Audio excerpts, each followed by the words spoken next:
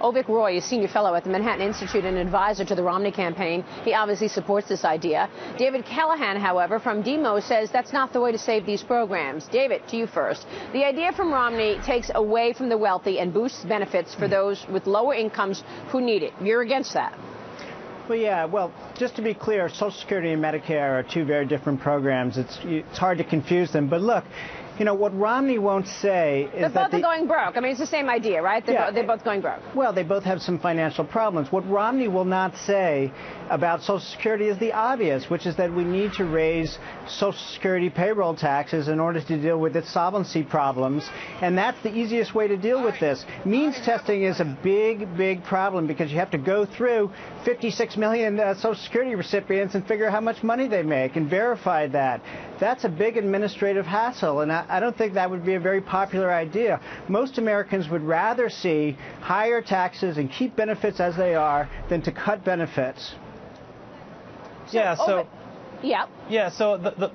there's of course two ways to really solve the entitlement problem if you get down to it, right? You can increase revenue by raising taxes, or you can try to reduce the growth and spending of these programs. And particularly with Medicare, the math doesn't work by raising taxes, because Medicare spending grows at a faster rate than the economy. It grows at about GDP plus 2%. Tax revenue overall over time really only can grow at the size of the economy, at the rate of the economy.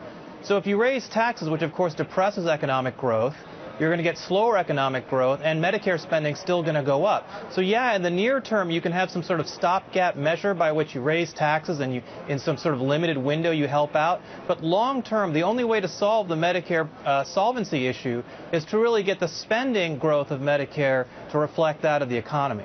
And I think I would agree with that, by the way. And as I said, these are two very different programs. Raising taxes does help Social Security, not so much with Medicare. Controlling that spending is crucial, and the Obama administration has made big strides in that regard with the Affordable Care Act, lowering Medicare spending by over $700 billion in the next decade. We know how to get health care spending under control, and we need more time to let that Affordable Care Act work as opposed to repeal it, which is what Romney would do, and that would add billions to Medicare costs in the next decade. Well, so doesn't it add an expense somewhere else? I mean, businesses are complaining about the expense of the Affordable Care Act. They're complaining about the expense of the whole health care legislation. Well, I'm sorry, go ahead. We have 40 years of experience with government-centered approaches to trying to reduce the growth in Medicare spending. We've instituted price controls.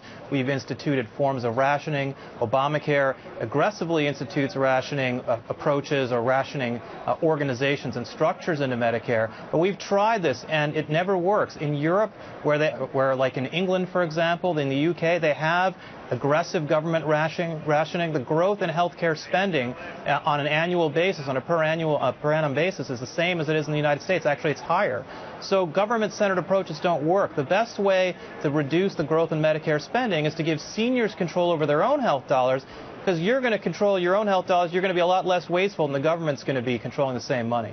Well, just to be clear, I mean, most of Western Europe spends half what we do on health care, and they have government-controlled systems. So obviously this is the key to controlling health care costs. That's not true. So again, the rate of growth of spending in Europe is the same, if not higher. Actually, the U.S. is below average in the OECD. We've started on a higher base, and that's because Medicare in the 60s dramatically increased the amount of money we were spending on health care in a way that really didn't make a lot of policy sense because it was poorly designed at the outset. So those are the kinds of reforms that will help attenuate the growth of Medicare spending that the Romney plan is trying to achieve.